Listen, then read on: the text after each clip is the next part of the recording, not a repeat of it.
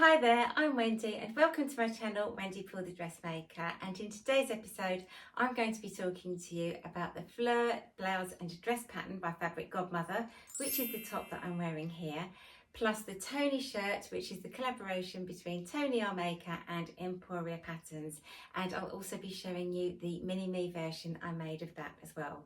And then finally I'll finish off by showing you the next couple of things that I'm going to be sewing this week.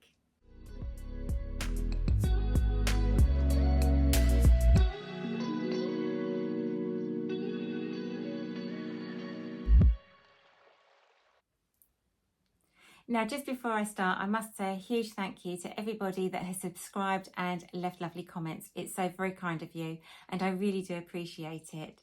So if you are a returner to my channel, it's wonderful to have you back. And if you're new to my channel, it's lovely to see you here and have you on board.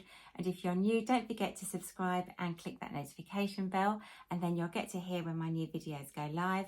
And if you want to see where I post my things elsewhere, you'll find me on Instagram under Wendy Paul the Dressmaker, and you'll also find me on TikTok and Facebook, but I am predominantly more on Instagram.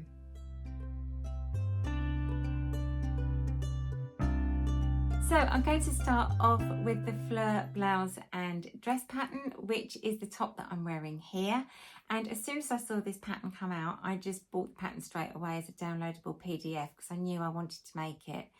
In fact, I wanted to make it as the dress, and I bought the material, which I have here, which I'll show you in a little while, and it is going to be the next thing that I'll be making. However, I digressed because I saw this coral coloured embroidered double gauze, and I ended up falling in love with that and making the top first.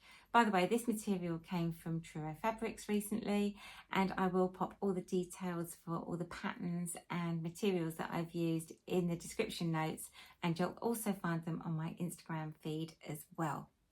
So getting back to the pattern, first thing I have to say about it is that the sizing is really inclusive.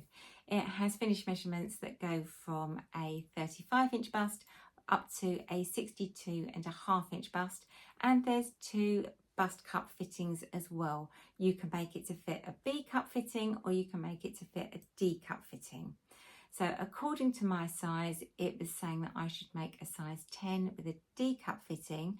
However, I decided to just downsize to an 8 with a D cup, just because I like to have clothes that are a little bit more closer fitting. I've got quite small shoulders and I'm not that tall, so proportionally I find that looks better. So getting back to the pattern, wearing one of these tops with 3 bows isn't something that I would normally do because they've normally got a gap going behind them, but having the placket here saved the day, and I found that there's been no gaping. It has worked out really well. The pattern is very straightforward to make. You've got a neck binding on the inside of the neck here, and again the instructions are very clear. The pattern piece is good for it, and again with the cuff you've got a binding at the bottom of the cuff as well. And I did in actual fact hand hem the inside of the cuff to the sleeve, simply because when I turned it over and I pinned it in place, I thought it looked so nice that I didn't want stitch marks through it, either top stitched along the top of the cuff or using the stitch in the ditch method. So I found that that's worked out really well. So overall, I'm really pleased with the fit of this. I would recommend it definitely to anybody, especially a newer sewer, and it's just a really nice, comfortable make. If you're a more experienced sewer, it's a quick make. If you're a newer sewer, it's very doable. It's an easy make.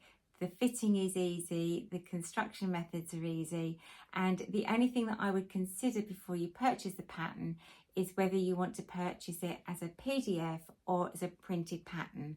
And I'm just saying that because there's 70 pages to print off in the pattern, and you need to print the full amount of pages. So if you're someone like me that likes printing off your own patterns and having them to hand, that's great. But if you're someone that doesn't normally print their patterns off, I would opt for the printed version. However, it's a lovely pattern to make and it's a lovely pattern to wear, and so I can't wait to both make and wear the dress version of this pattern too. So moving on, the next pattern that I'm going to talk about is the Tony shirt, and that's the collaboration between Tony our maker and Emporia Patterns. And I'm just going to say straight away, this is my go-to shirt pattern. I've made quite a few shirts, and I have to say this one, it beats them all. It's been the best fit, and I can't praise it enough. And the first thing that I loved is that Emporia Patterns have just made it so easy and just quite simply put the finished garment sizes on the actual pack of the pattern. And when it comes to making men's shirts, very often I might make them as a present and I might not have the person here. And so to just be able to say, right, can you just go and measure a shirt and just tell me what the finished measurements of it are, and then I can go and make the pattern, is just so good. So for me, I just found that really, really good. Now, I can't actually show you the shirt here because I've already gifted it, but I did take some footage, which I'm going to put up now for you. And I have to say that the fit on this shirt is just so good. I really, really did love it, especially the fit across the back of the shoulders, and the proportions were really good. And I have made quite a few shirts, and I found that a lot of the patterns tend to come up quite big and oversized, and this one just worked. So it's just going to be my go-to now. I also found that the instruction booklet inside of it was really clear and concise. It wasn't too brief, and yet there wasn't so many instructions that you're just wading through pictures and tutorials. It was all very clearly written out. And I would also say that this pattern is great as an entry level into making shirts. If you've never made a shirt before, then go for this one, because the collar is straightforward to do. There is no back yoke. You don't have to worry about doing anything complicated there. Because it's short sleeves, you can literally just finish it. You can literally just turn it up and hem it, and that's it done. And again, with the bottom, there's no curved hem. You don't have to worry about a pocket with it. You can just use a really nice fabric and make the shirt, and it's job done. It's just wonderful. I just can't believe it was so good. Plus, my son loves it, and I think that really sells the pattern for me. I did also like the fact that they use 1 centimetre seams on this pattern, which for most sewing machines just means it's the width of your sewing machine foot, which makes it really easy to keep your seams nice and even. And he's even got tips in there and suggests things like French seams. So if you're not using an overlocker, there are some alternatives that could be included in that as well. Now, to go with the Tony shirt, I decided to make a little me version, and that was to fit a 6 to 9 month old baby. And the pattern that I used for this was McCall's 6016, but just hold that there because I chose the wrong pattern. And I just want to say that as a disclaimer, and I'm going to suggest to you the original pattern, which was the pattern that I was going to use. So the pattern that I wanted to buy was out of stock, and I was in a hurry, and I picked up McCall's 6016 thinking that will do, and it turns out it's got a different type of collar. So the Tony shirt has got an open revere type collar. Some people call it a camp collar, or you can call it a beach style collar. But the shirt that I bought for the baby pattern has got a 2-piece shirt collar. It's a bit like the collar that I'm going to show you on the Roxy shirt, which is on the Dressmakers Dummy behind me here. So I'll show you the construction of the collar on the baby shirt for 6016 now, so that you can see it. Now, to take you through what I did with my little baby shirt, I'm using my Stylecraft Roxy shirt here as an example because it has a 2-piece collar, and you can see that I've used the floral fabric for the lower section, which is the collar stand, and then I've used the stripe fabric for the upper collar, which is the actual lapels. So when I bought my pattern, I bought McCall's 6016, and I must say it's a lovely pattern. It's a really nice fit and it came out beautifully. But it wasn't the right collar style that I was looking for, and that's my fault. I didn't double check. So I needed to adapt my collar, and what I did was first of all I shortened each end of the collar by 2 centimeters. So that was the first thing. Then I completely ignored using this collar stand. I just discarded that section of the pattern. And then I stitched my collar directly onto the front main body and the back main body of the shirt. Then I extended my facing, so you can see that you've got your facing turned back here, and I extended the facing so it came up and went all the way up to the shoulder seam. And then that way, when I put that all together, I then had this effect. So I'm just going to fold it through to give you the effect. So then I'd made this little revere collar.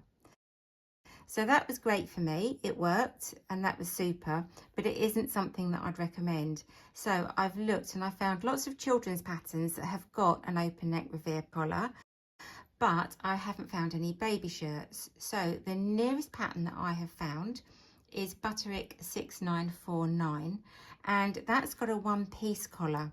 And I think that just simply by ignoring the upper button and buttonhole, when you open the shirt out, it will give the same effect as an open neck collar. So I am going to try that, and I'll report back with that. So in another video, I will be letting you know how I got on with Butterick 6949. So I hope that was interesting, and I've now just got a couple of fabrics to show you for my next makes. And the first fabric I did actually show in the last episode, and that is the animal print viscose. And that's the fabric that I'm going to use to make my Fleur dress, and that's the Fleur dress with the sleeves. So hopefully that will be on Instagram this weekend, and you'll see the finished make there first. So apart from that, the next fabric I have is this lovely fabric. And this is a printed viscose that I bought from Salmon Fabric recently. And I'm going to use this to make a Zadie jumpsuit. Now, I'm really late to the party here because I know the Zadie jumpsuit has been around for a few years, but I've been itching to make one. And I started doing some swimming, and I just think that the Zadie jumpsuit in this would be a brilliant thing to have. You could just pop it on, it's easy to change it in and change out of, and yeah, I can't wait to make it. So I'm looking at making that next week. So hopefully that will be on Instagram shortly too. So I bought my Zadie pattern as a PDF, but also as a printed copy shop version as well, because for once I just didn't want to print it off. And I have to give a big thank you and a shout out to the Fold Line, because I had a little query and they got back to me so fast and sorted it, and that was out of hours as well. So I think that wraps it up for now. It's been lovely sharing some sewing chat with you. So for now, I'll just say thank you so much for joining me. Take care. I hope you're sewing something nice, and I look forward to seeing you soon. Okay then, bye.